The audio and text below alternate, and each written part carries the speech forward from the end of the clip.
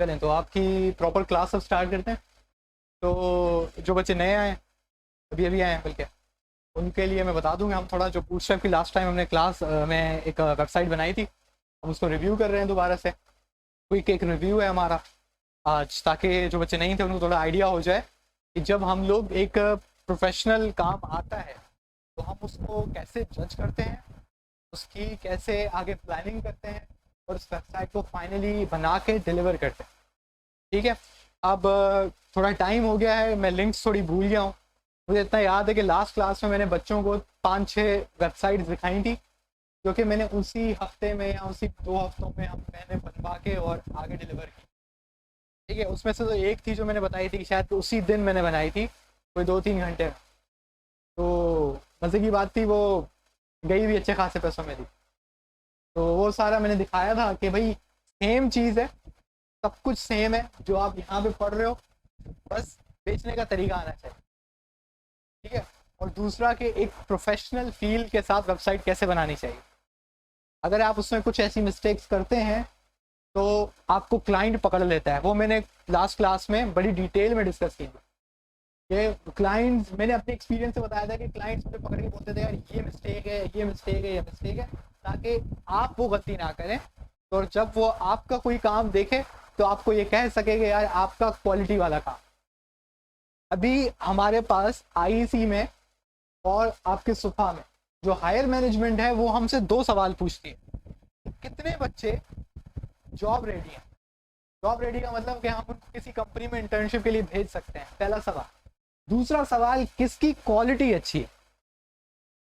आप किसी भी, जो आपका सुपरवाइजर होगा, मैनेजर होगा, वो आपकी मेहनत को ज्यादा नहीं देखता, वो आपकी काम की क्वालिटी को देखता है। क्वालिटी बहुत इंपॉर्टेंट है। हम लोग क्या करते हैं कि मैं इसको कहता हूँ टाइप राइटर। मैं किसी के सामने किसी की बुराई नहीं करता, लेकिन मैं पीछे अगर मुझसे पूछता है ना तो मैं एक लफ्ज बोलता हूँ, यार ये बंदा कैसा काम करता है। मैं बोलता हूँ ये टाइप राइटर है। टाइप राइटर का मतलब है कि उसको सिर्फ लैंग्वेज आती है और वो ठक ठक ठक ठक करता है। लेकिन ये बंदा किसी काम का नहीं है। मसला क्या है उसमें, उसको चीज आती है, उसने मुश्किल मरहला पूरा कर लिया है, लेकिन वो थोड़ी और मेहनत नहीं कर रहा ये देखने के लिए कि भाई इंटरनेशनल लेवल पे किस तरह से क्वालिटी का काम किया जाता है। ये कौन सी वो छोटी छोटी बातें हैं जो उसके कोड में लोगों को बता देती हैं कि इसका काम क्वालिटी का नहीं है। अगर वो थोड़ा इसको सही करे तो उसका काम अच्छे खासे पैसों में बिकेगा। सही है ना। आप कहीं बाहर जाते हैं तो एक फल वाला ऑयल वॉयल लगा के, बड़ा सजा के, स्टिकर लगा के एक सेब उसने रखा हुआ होता है, वो सेब 200 रुपये में बेच रहा होता है। एक जिसका बस एवं ही सेब भरा हुआ है, सेब बड़ा पड़ा हुआ है, आप उसको बुझा के बोल दो यार ये 120 का दो, अगले वाले को आप जाके बोलोगे 180 का दो, क्योंकि आपको फील आएगा कि ये वाला सेब ज्यादा क्वालिटी का अच्छा है, हालांकि दोनों एक ही क्वालिटी के होंगे, एक ही वो जगह से आए हुए हो। आपको महसूस होता है कि ये इसकी क्वालिटी अच्छी है, इसकी क्वालिटी बुरी है। मेन मसला प्रेजेंटेशन का होता है कि आप अपने काम को आगे कैसे डिलीवर करते हो और अपने क्लाइंट को कैसे फंसाते हो, उसकी बातों का जवाब कैसे देते हो, ताकि वो बंदा आगे सेटिस्फैक्ट्री उसका रवैया रहे, उसको लगे कि नहीं जिसको मैंने काम दिया है उसको काम आता है, भले आपको ना आता हो। आप किसी को मैसेज कर दो यार ये मुझे नहीं आ रहा है, ये मुझे सिखा दो ये कैसे होगा, लेकिन आपको बात करने का हुनर आता है और आपको पता है कि क्लाइंट कौन सी चीज देखती है, तो आप अच्छे खासा क्लाइंट को घेर सकते हो। ठीक है। अब लास्ट क्लास में हमने ये एक बहुत जल्दी में वेबसाइट बनाई थी, हालांकि जैसा मैं बता रहा हूँ कि मैं थोड़ा गुस्से में था क्योंकि बच्चों की तादाद बहुत ज़्यादा कम आई थी। तो ये हमारी एक वेबसाइट है, यकीन माने इसमें 50% काम मैंने नेट से उठाया। ठीक है। लेकिन मुझे पता था कि कौन सी चीज़ कहाँ पे लगानी है। अब वो कैसे आई, एक्सपीरियंस से। और ऐसे लगाओ कि वो ब्रेक भी ना करे। ऐसा ना हो कि आपको वहां पे ऐसे फंस जाए कोड के आपको पता लग रहा हो कि भाई यहाँ पे मसला हुआ है। ये रिसेंट हमारे एक प्रोजेक्ट में इशू हुआ था कि हमने कहीं और से उठा के एक चीज़ लगाई, उसको जब हमने मोबाइल फ्रेंडली किया, स्क्रीन छोटी की, तो नीचे से वो ब्रेक करेगा। समझ में। तो आपको इस चीज़ का ख्याल रखना चाहिए। अभी अगर आप इस वेबसाइट को देखेंगे तो ये मोबाइल फ्रेंडली है, और इसमें मैंने ये भी चीज़ दिखाई थी कि आप कुछ एलिमेंट्स को मोबाइल पे नहीं दिखाना चाहते और कुछ एलिमेंट्स को डेस्कटॉप पे सिर्फ दिखाना चाहते हो, तो आप वो कैसे करो? आप चाहते हो कि ये तस्वीर, ये वाली तस्वीर मैंने लास्ट क्लास में ये करके दिखाया था कि मैं चाहता हूँ ये सिर्फ डेस्कटॉप पे दिखे, अगर कोई मोबाइल में देख रहा है तो उसको ये दिखे ही नहीं। हमने ये बूटस्ट्रैप पे किया, सही है। इसका थोड़ा कोड को रिव्यू करते हैं, पहले हम वेबसाइट को थोड़ा देख लेते हैं। थिंक आप लोगों ने शायद देख भी ली होगी क्योंकि मैंने ग्रुप पे शेयर की थी, ठीक है। तो अगर आप इसके सेक्शन देखेंगे, अच्छा हमने इतनी जल्दबाजी में काम किया कि इस कार्ड की मैंने इमेज तक नहीं डाली, मैंने बस स्ट्रक्चर बनाना चाह रहा था, वेबसाइट बन जाए। लेकिन फिर भी आप अगर इस वेबसाइट को देखेंगे तो आपको लग रहा है कि नहीं बड़ी मेहनत से बनाई गई है, हालांकि कोई मेहनत से नहीं बनाई गई, 30 मिनट का काम है, ठीक है। और अगर आप इसको गौर करेंगे तो इमेजेस मैंने जो उठाई हैं वो इस तरह से उठाई है कि लग रहा है कि इसी वेबसाइट के लिए इमेजेस बनाई गई, ठीक है। अब यहाँ पे आपका एस्थेटिक सेंस आता है कि आपका दिमाग देख के आपको बोलेगा कि यार ये इमेज यहाँ पे सूट नहीं कर रही है, ये इमेज यहाँ पे सूट कर रही है। अगर आपको ये बात समझ में नहीं आ रही तो किसी छोटे बच्चे को पकड़ के दिखा दो, यार ये अच्छा लग रहा है या नहीं। उसको कुछ नहीं पता दुनिया का कि ये क्या है, HTML क्या है, वो सिर्फ आपको देख के बता देगा यार ये अच्छा नहीं। समझ रहे हैं? इसको हम कहते हैं एस्थेटिक सेंस, कि एक नॉर्मल बंदा इसको देख के क्या सोच रहा है। अगर उसकी नजर में ये खूबसूरत है, वेल एंड गुड। अगर उसकी नजर में ये बेकार है, चेंज करो। मसला ये होता है कि आपके अंदर आ जाता है एक सिलेक्टिव बायस। आप 15 मिनट एक इमेज को ढूंढ रहे हो, फिर उस इमेज की साइजेस आपने बनाई, फिर लगाई। अगर वो थोड़ी बुरी भी होगी ना, आप बोलोगे यार अच्छी है, आपका दिमाग बोलेगा अच्छी है। क्यों? क्योंकि हम आलसी हैं, हम चाहते हैं कि ज्यादा हम खप ना करें। लेकिन जो थर्ड बंदा है ना, उसको नहीं पता आप इस पे आधे घंटे से या एक दिन पे लगे हुए हो। अगर वो बुरी होगी वो बोल के देख लेगा यार ये बुरी है, आपका दिल करेगा कि मैं उसका मुंह तोड़ दूं, लेकिन वो सच कह रहा है और ये आपके अच्छे के लिए। तो आप उसका एस्थेटिक सेंस देखें, एक वेबसाइट देखें तो आपको पता लगना चाहिए कि यार ये दिखाने लायक है भी या नहीं। पहली चीज तो मैं अपने इंटरनीज को भी यही बात कहता हूँ, कोई भी चीज बनाओ तो पहले खुद देखो। समझ नहीं आता, किसी भी बंदे को पकड़ो, उसको बोलो क्या ये वेबसाइट देखो, इसमें कोई मसला लग रहा है क्या, तो वो आपको बता देगा। एस्थेटिक वेबसाइट का बहुत अच्छा होना चाहिए, वरना क्लाइंट आपको देख के वहीं पे ही बोलेगा यार इसमें कुछ गड़बड़ है। मुझे नहीं पता क्या गड़बड़ है, लेकिन कुछ गड़बड़ है, क्योंकि वो देखने में कोई मसला लगता है। वो क्यों होता है? इमेज के साइजेस। आप क्या करते हैं, मैंने बहुत ये चीज नोट की है कि एक इमेज की size, original size 400 by 500 pixels की है। अब आपकी वेबसाइट में जहां आप उसको फिट कर रहे हो वो है 200 बाय 200। तो मैंने देखा है विड्थ हाइट सेट करके बच्चे जो है ना 200 बाय 200 पे उसको चिपका देते हैं। अब वो जब आप उसके ओरिजिनल डायमेंशंस को छेड़ेंगे ना, इसको हम कहते हैं एस्पेक्ट रेशियो। एस्पेक्ट रेशियो अगर आपको नहीं पता तो ये होता है विड्थ ओवर हाइट। अगर आप उसका एस्पेक्ट रेशियो छेड़ेंगे ना तो वो वेबसाइट, वो उसकी इमेज जो है वो भत्ती लगेगी। इमेज देख के ही कोई बता देगा ये खिंची हुई है, दबी हुई है, टेढ़ी है, मेढ़ी है। वो क्यों? क्योंकि जो आर्टिस्ट थे जिसने वो इमेज बनाई थी, आपने उसकी नजर के एस्पेक्ट रेशियो को बिगाड़ दिया है। तो सबसे पहले तो जो आप इमेज उठाएं उसका एस्पेक्ट रेशियो कभी भी ना बिगाड़। अगर वो उसका एस्पेक्ट रेशियो सही नहीं बैठ रहा, आप उसको बदलें। वरना उसको अगर आपको छोटा करना है तो एटलीस्ट आप उसका एस्पेक्ट रेशियो बरकरार रखें। अब एस्पेक्ट रेशियो बरकरार रखने का कौन सा शॉर्ट हैंड है? आप हाइट कभी भी सेट ना करें, सिर्फ विड्थ सेट करें। विड्थ सेट कर लें 25 VH, 50 VH, तो हाइट जो है ऑटोमेटिकली उसके हिसाब से छोटी हो जाएगी। लेकिन उससे क्या फायदा होगा? उसका एस्पेक्ट रेशियो बरकरार है। समझ रहे? तो ये एक चीज थी। अगर आप इसमें नीचे जाएंगे तो आपको महसूस हुआ ये दोनों एक ही सेक्शन है, लेकिन प्लेसमेंट और बैकग्राउंड कलर अलग होने की वजह से आपको फील हो रहा है कि अलग थे। ठीक है, कुछ भी चेंज नहीं है, मैंने सेम कोड कॉपी पेस्ट किया है, उसका सिर्फ बैकग्राउंड कलर चेंज किया और उसकी प्लेसमेंट इन्वर्स कर डाली थी। उसके बाद ये हमारे कुछ टीम के कार्ड्स हैं। पता की बात है, मैंने नहीं बनाए थे, इंटरनेट से मैंने उठाए थे। ठीक है, और मैंने लास्ट क्लास में ये भी बोला था कि भाई बूटस्ट्रैप 4 के आपको स्निपेट ज़्यादा मिलते हैं, बूटस्ट्रैप 5 के कम मिलते हैं।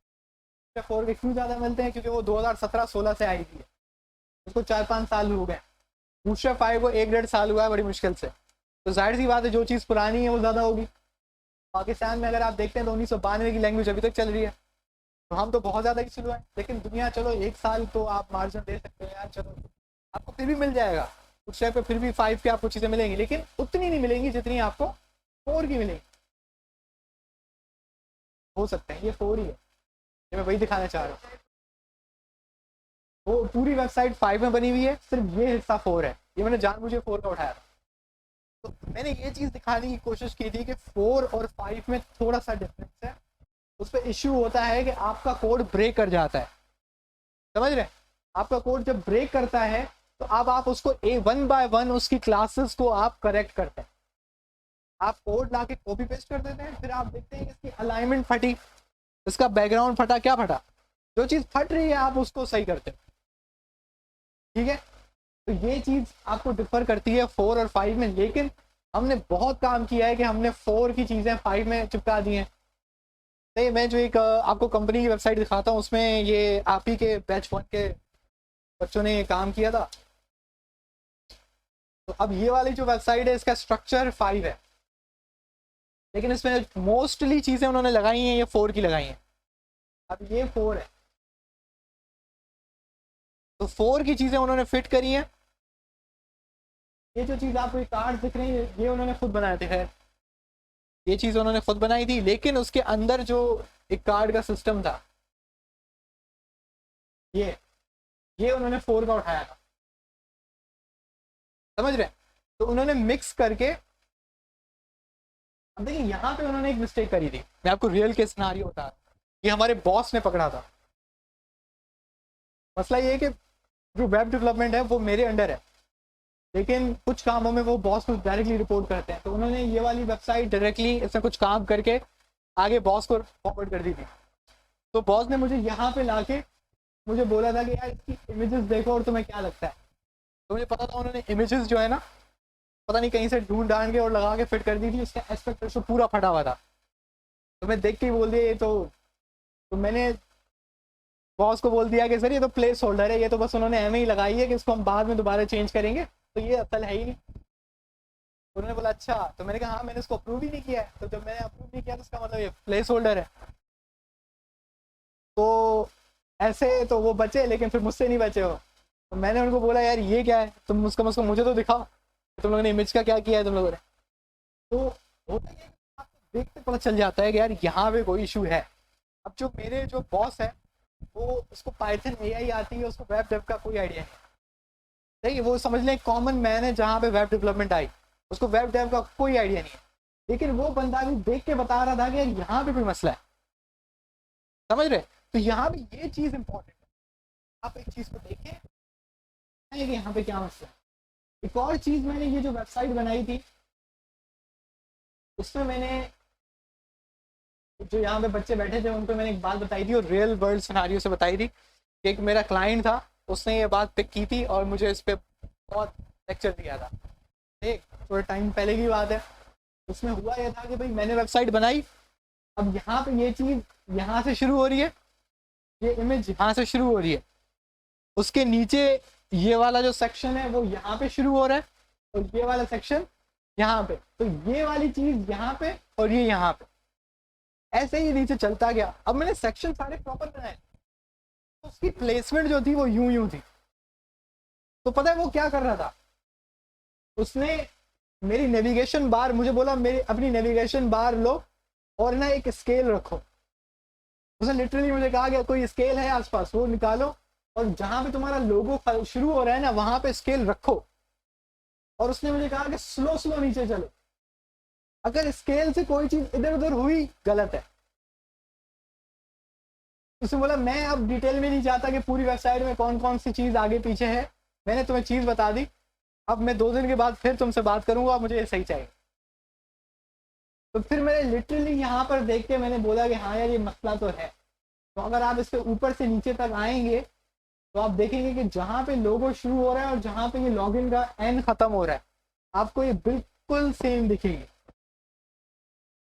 बिल्कुल इसके सारे सेक्शंस आपको वहीं पे दिखेंगे। अब ये है क्वालिटी। अब आप वेबसाइट बना लेंगे, उसके सेक्शन भी बहुत अच्छे बना लेंगे, आप यहाँ पे मार खा जाएंगे। सही है। अब जो क्लाइंट नॉर्मली आपको ये चीज़ बताते नहीं है, वो डायरेक्टली आपके पैसे काटते हैं, क्योंकि वो फिर अगले बंदे को हायर कर लेते हैं कि इसमें जो चीज़ें रहती हैं उसको सही करो।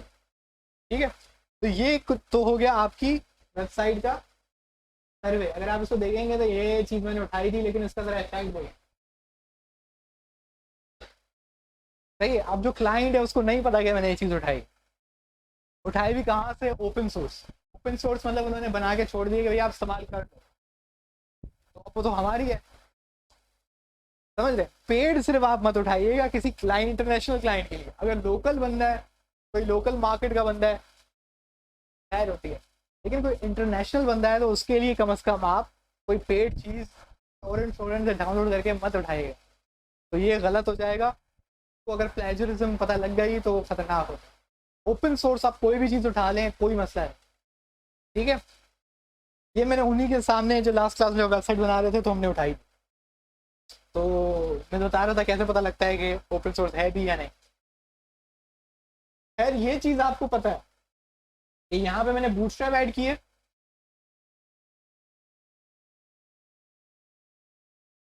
तो यहाँ पे मैंने फॉन्ट ऑसम, किस किस को नहीं पता फॉन्ट ऑसम क्या है? क्या इसमें आपके काम नहीं कर रहे यार? इसमें हमने इस्तेमाल किया फॉन्ट ऑसम, आप उसको देख लीजिएगा, कोई ना कोई आप मिस्टेक कर रहे होंगे, यहाँ वर्जनिंग का इशू कर रहे होंगे, वर्जन का बड़ा मसला होता है, वर्जन आप जरूर चेक कीजिएगा। अभी फॉन्ट ऑसम का अगर आप डायरेक्टली जाएंगे, आई थिंक 4.7 है कुछ फॉन्ट ऑसम। एक तो यहाँ पे गूगल नहीं है,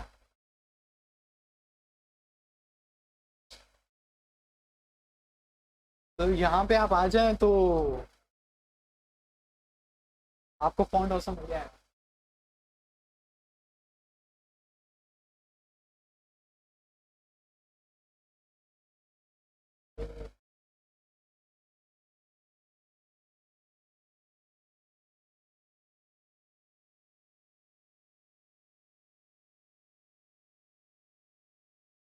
सबसे ज़्यादा इजी तरीका है कि अगर आप गूगल पे जाके डायरेक्टली आप लिख लें फॉन्ट ऑसम और CDN,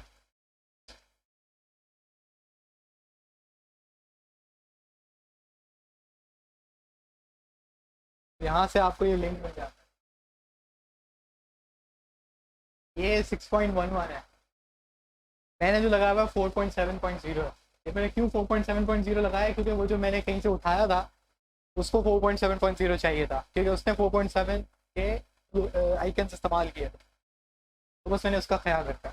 उसके अलावा अगर आप देखेंगे तो मैंने अपनी, वो उसमें आपको गिवन होता है ऊपर के, तो यहाँ पे अगर आप देखेंगे तो मैंने अपनी स्टाइल CSS भी लगाई है।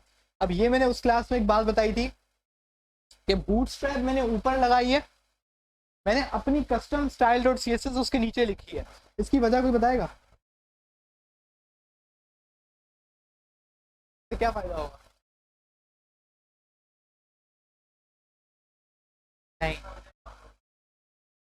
कोई और आपको पता है? मैंने बताया था, तो क्या फायदा होगा? क्या हो जाएगा? क्या हो जाता है? टेक्निकल क्या वजह है?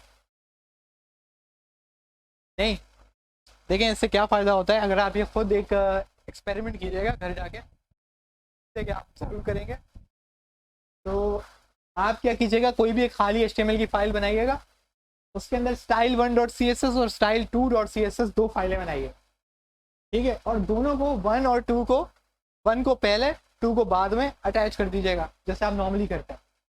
एक हेडिंग लिख दीजिएगा हेलो वर्ल्ड, और उस हेडिंग का कलर style1.css में उसका background colour, sorry font colour red कीजिएगा, और जो style2.css है ना उसमें ब्लू कीजिएगा।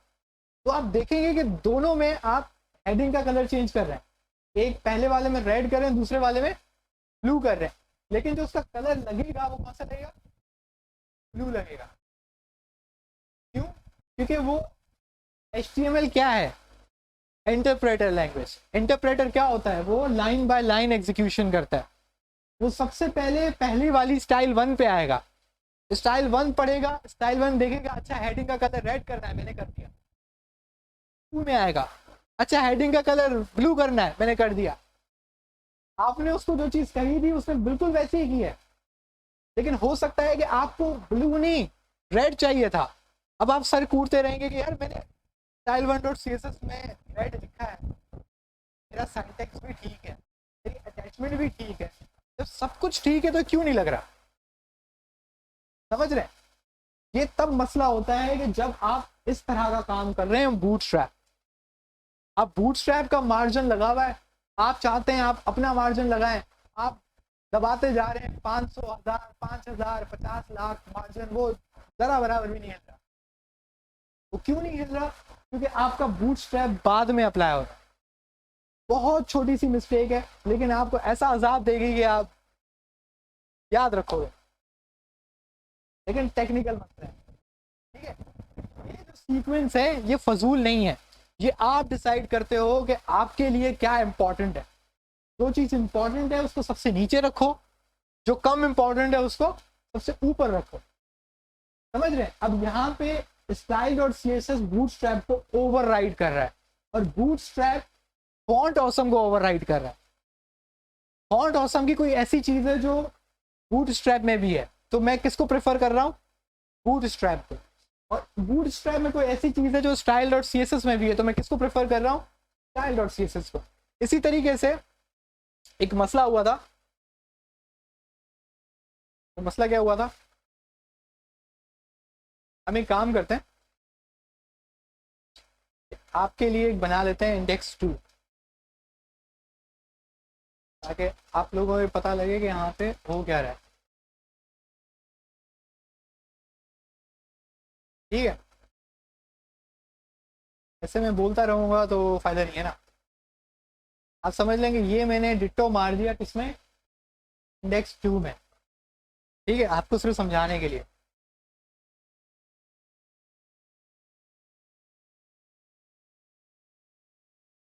तो ये मेरा हो गया बॉडी क्लोज। सही है ना? समझ आ रहा है आपको?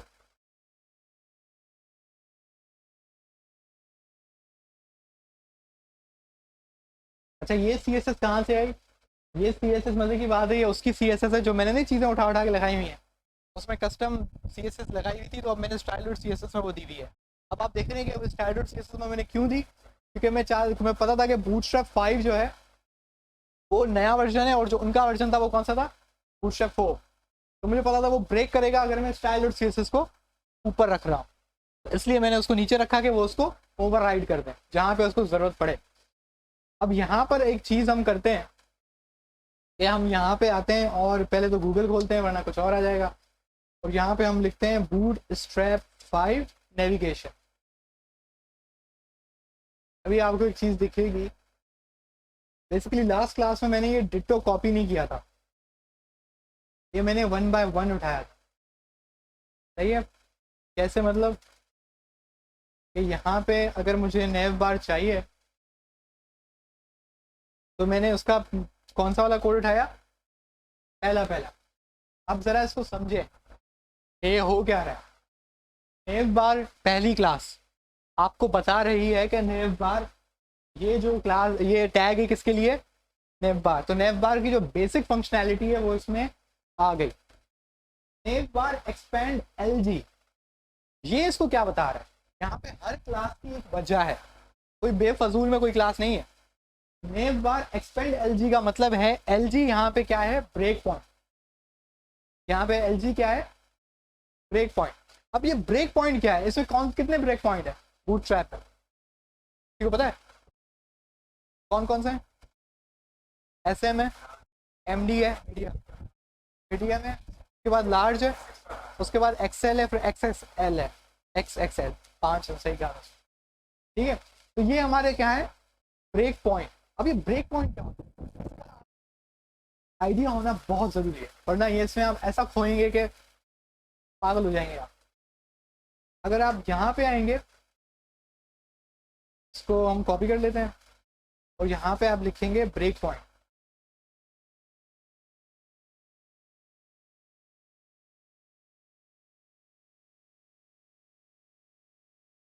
अब जरा इसको देखिए, स्मॉल एस एम क्या बता रहा है,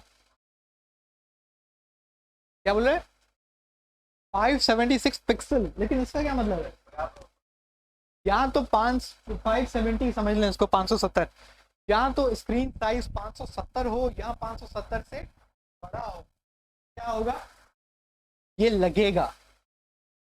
बहुत ज्यादा लोग यहाँ पे गलती ये करते हैं कि उनको लगता है कि एसएम का मतलब है कि स्क्रीन छोटी होगी तो ये लगेगा, नहीं उल्टा है। एसएम का मतलब है कि आप 570 पिक्सल्स से जैसे ही ऊपर जाएंगे तो क्या अप्लाई हो जाएगा, ये प्रॉपर्टी जिस पे आप पे लगाई होगी। मेरे कहने का क्या मतलब है कि सबसे पहले इसका तरीका क्या होता है कि आप पहले प्रॉपर्टी का टैग लगाते हैं, जैसे कि मार्जिन, तो उसका टैग क्या है एम, ठीक है। उसके बाद आप लगाते हैं आपको कौन सा चाहिए। अगर आपको सारी साइड का चाहिए तो आप कोई चीज़ ना लिखें, अगर आपको टॉप का चाहिए तो आप टी लिख दें, तो क्या हो जाएगा एम टी, समझ रहे हैं। अब उसमें ये लेफ्ट और राइट नहीं है, लेफ्ट और राइट बूटस्ट्रैप 4 में था। अब ये देखें यहाँ पे थोड़ा फर्क है, ये जो एल और आर था ये बूटस्ट्रैप 4 में गालिबन है, या 3 में या 4 में, दोनों में, अगर मैं कंफ्यूज नहीं कर रहा हूँ तो। लेकिन इसमें क्या है एम ई और एम एस और स्टार्ट, मार्जिन स्टार्ट लेफ्ट और मार्जिन एंड राइट, क्योंकि उनको बाकी जो एम एल है वो किसी और की चीज़ के लिए देना था। उसके बाद क्या है बॉटम तो एम डी, उसके बाद आता है डैश, बाद आता है अगर आपको ब्रेक पॉइंट देना है तो अब आप ब्रेक पॉइंट देंगे, अगर आपको ब्रेक पॉइंट नहीं देना आप सिंपल क्या लिख देंगे एम टी डैश 5। इसका मतलब है एम टी डैश 5 का मतलब क्या है कि सबको क्या दे दो 5 का मार्जिन दे दो। अगर आप लिखते हैं M T dash S M dash 5, बीच में आपने क्या लगा दिया, अब M T dash S M dash 5। अभी मैंने एक चीज कही ब्रेक पॉइंट के बारे में, कोई मुझे बताएगा कि क्या मतलब है कि 5 मार्जिन मेरी कब लगेगी, कब, कोई और,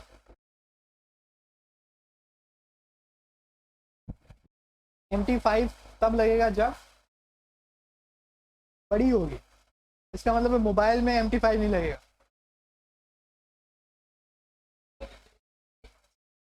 मेरा मोबाइल, जो मैंने आपको बताया था, मोबाइल का जो स्टैंडर्ड साइज है वो 500 पिक्सल है आजकल, ठीक है। तो मैं आपसे कह रहा हूँ मेरा मोबाइल है 5 पिक्सल्स का है, सिंपल। मैंने टैग लगाया हुआ है MT-SM-5। मैं आपसे सवाल पूछ रहा हूँ क्या मेरे मोबाइल पे मार्जिन 5 लगेगा कि नहीं, लगेगा, लगेगा। मैं पूछ रहा हूँ कि भाई MT-SM-5 मेरे मोबाइल का स्क्रीन साइज है 500 पिक्सल, तो इसमें MT5 लगेगा कि नहीं, लगेगा, क्यों, इसको आप देख लेते हैं, आपका थोड़ा कंफ्यूजन दूर हो जाएगा कि मैं कहना क्या चाह रहा हूँ। तो एक काम करते हैं, इसको अभी हम साइड करते हैं। तो एक काम करते हैं, यहाँ पे हम लोग डिव बनाते हैं, तो डिव के अंदर हम लिखते हैं हेलो, आपको दिख रही है इसको, तो अच्छा यहाँ पे हम लोग एक काम करते हैं कि इसको हम कस्टम स्टाइलिंग दे देते हैं, ये सब कुछ पहले तो मार्जिन 0 कर दो, पैडिंग भी 0 कर दो। तो हमने ओपन लाइव सर्वर खोला, मेरा हेलो वर्ल्ड ऊपर ऊपर आ रहा है, ठीक है। अब मैं इसको देता हूँ क्लास, मैं क्या बोल रहा था MT-SM-5, सही है। तो मैंने इसको सेव किया, मैं पीछे गया, इसमें आपको दिखा कि वो स्पेस आई, टॉप से थोड़ा सा स्पेस आया। ज़्यादा अच्छा रहेगा अगर हम इसको दे देते हैं MS, तो ये हमारा थोड़ा सा साइड में कुछ भी नहीं है, तो टॉप वाला ही बेहतर रहेगा।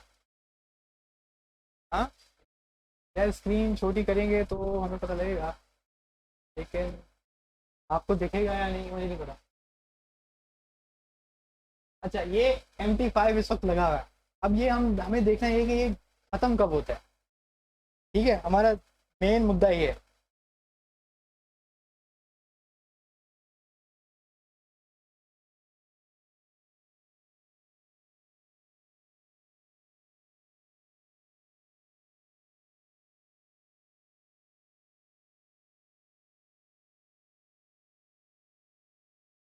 ऊपर स्क्रीन साइज क्या है, 400। तो वो MT5, आपका काम तो उल्टा पड़ गया। अगर मैं इधर 500 पे आता हूँ, अभी भी मेरा MT5 नहीं आया। अब मैं एक और काम करता हूँ, मैं 580 करता हूँ, अब मेरा MT5 आया। अब समझ, आप सब गलत है। एक पॉइंट आपका मतलब उल्टा है, मैं यही बात बता रहा था, जो आपके जहनों में बैठा हुआ है ना, इसका मतलब असल में उल्टा है। आप समझ रहे हैं कि SM का मतलब है कि जब स्क्रीन साइज छोटी होगी तो ये चीज़ आएगी। उल्टा है, जब स्क्रीन साइज छोटी होगी तो ये चीज़ नहीं आएगी, स्क्रीन साइज छोटे से बड़ी होगी तो ये चीज़ आएगी। अब इसका हम दूसरा थोड़ा और पक्का करते हैं, हम दूसरा ब्रेक पॉइंट देखते हैं। दूसरा ब्रेक पॉइंट MD कब है, 768। अब हम यहाँ पे आते हैं, इसको MD करते हैं। ठीक है, मजे की बात है, मुझे टेक्स्ट कलर याद भी नहीं है, लेकिन चलो टेक्स्ट टेक्स्ट कलर का क्या होता है, टेक्स्ट, मुझे करना है वार्निंग।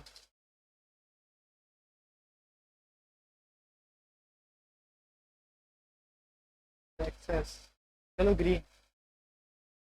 तो ये हम इसको करते हैं SM।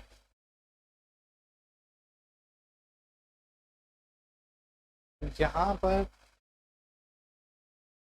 ये, अब मुझे याद नहीं है कि SM इस पे अप्लाई होगा कि नहीं, लेकिन इस पे नहीं है।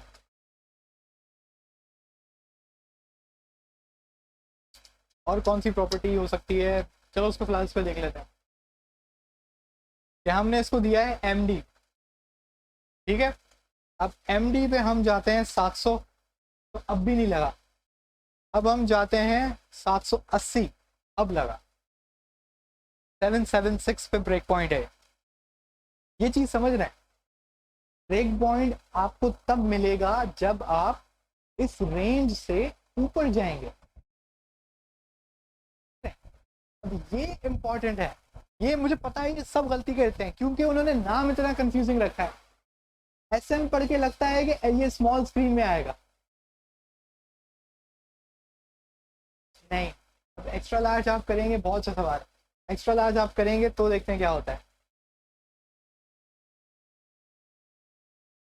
तो हट गया, 780 पे हट गया। 1000 किया, नहीं लगा। 1200 किया, अब लगा। ये तो स्क्रीन बड़ी हो गई। अब कोई, अभी तो एक्सेल हुआ ना, अभी तो बहुत सिंपल है कि भाई एक्सेल जो ब्रेक पॉइंट आएगा ना, जब आपकी स्क्रीन उससे बड़ी होगी तो ये चीज़ अप्लाई हो जाएगी। समझ रहे हैं, ये मिनिमम विड्थ लगी हुई है, simple minimum media query minimum width, आप खुद भी लगा सकते हैं, आसान हो जाए।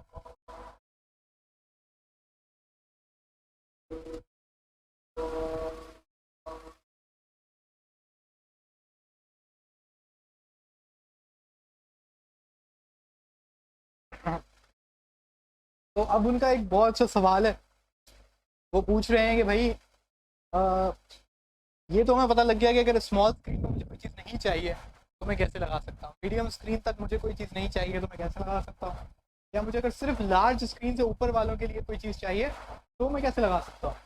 समझ रहे हैं, तो ये तो हो गया उन चीज़ों के लिए जो लार्जर है, सिर्फ मुझे इफेक्ट चाहिए।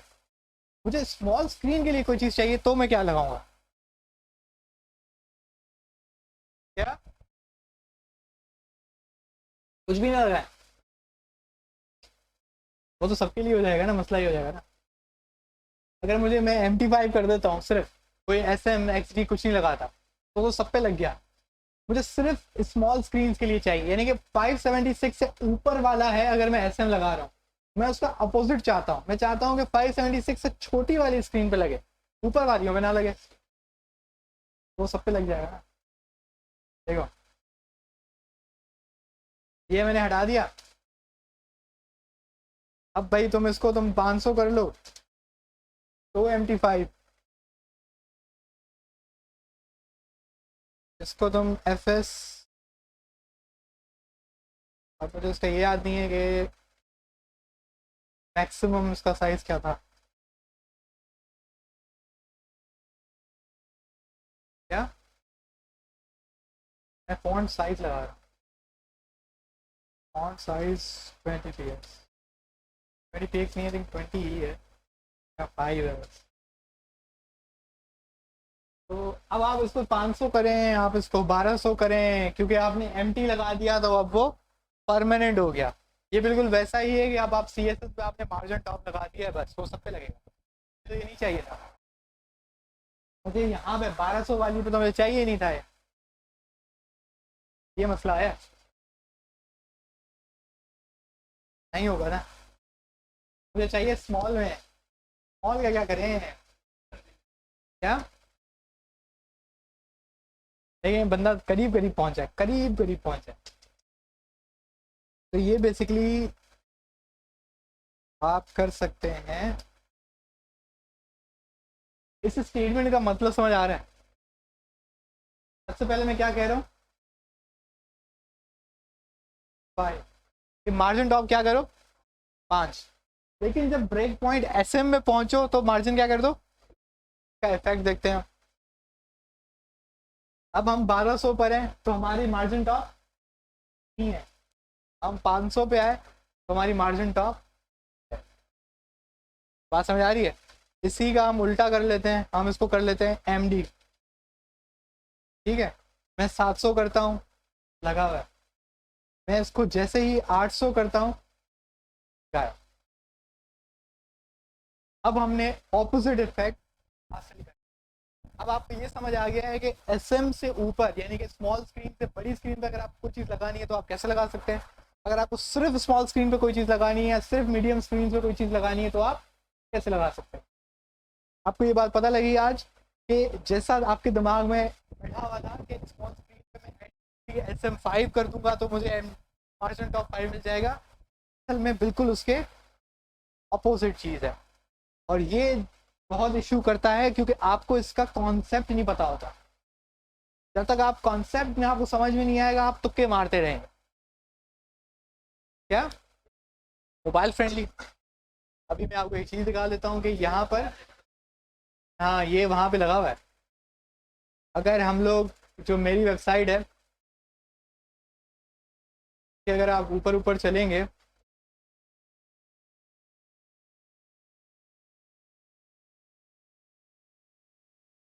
ठीक है, तो ये देखिए ये मैंने लगाया हुआ है। मैंने इमेज के ऊपर MT5 दिया हुआ है, फिर मैंने MTLG क्या दिया हुआ है। मैंने ऐसा क्यों किया, इसको जरा इसकी वजह देखते हैं।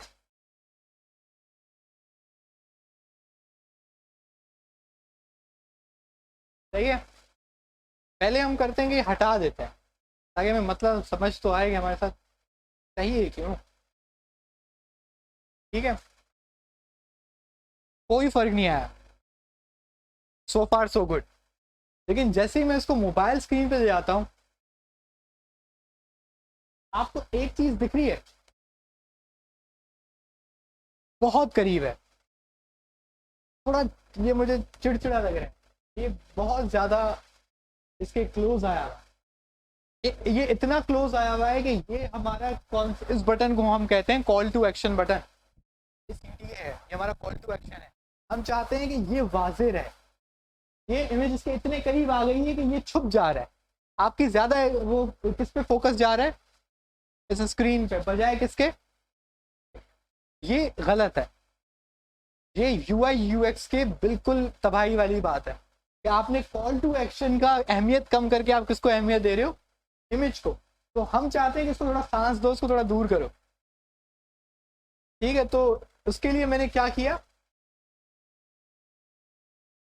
मैंने कहा कि भाई मार्जिन टॉप 5 दे दो। लेकिन जैसे ही ब्रेक पॉइंट LG पहुंचते हैं, आई थिंक ये 900 है, 900 समथिंग है, 960, जैसे जैसे ही आपका 900 पिक्सल से स्क्रीन बढ़ी जाए तो मार्जिन क्या हो जाए, 0।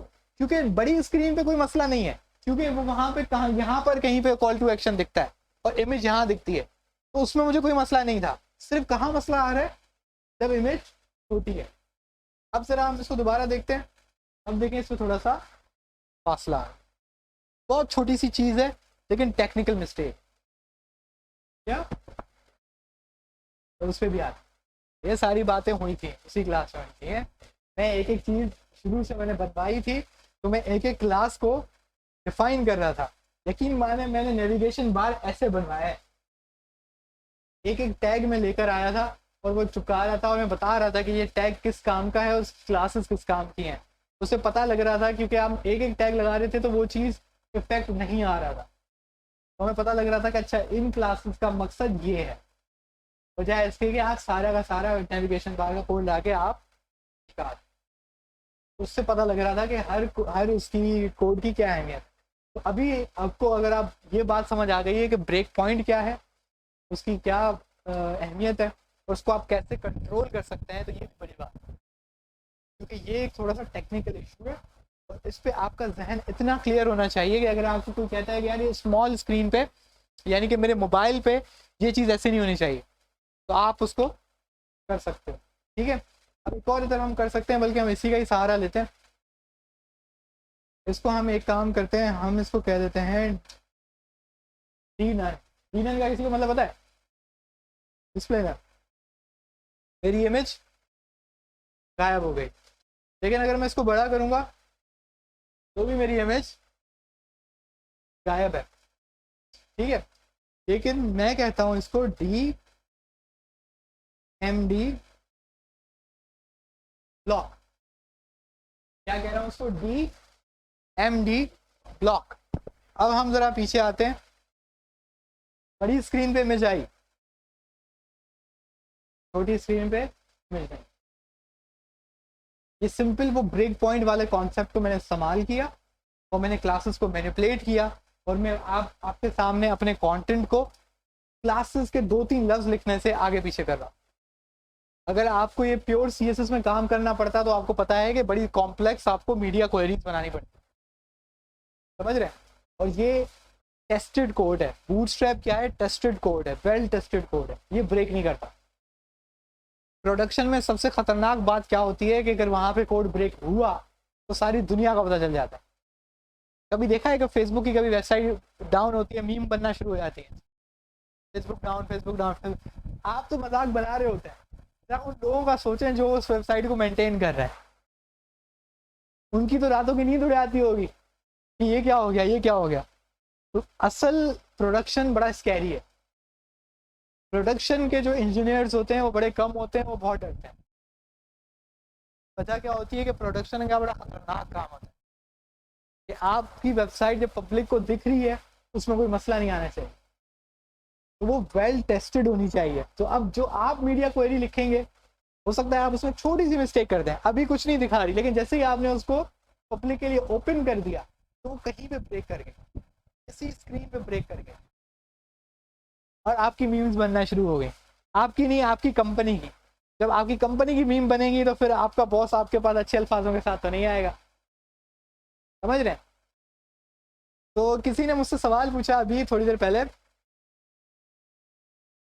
कि आपने एक चीज देखी, इमेज फ्लूइड, ये देखी थी आपने। किसी भी चीज को देखने का सबसे आसान और अच्छा तरीका क्या होता है कि आप तो हटा के दें, सही है। अभी यहाँ पे बहुत कुछ लगा हुआ है, जब हम बना रहे थे इसको तो हम कोई और इमेज देखते हैं, इमेज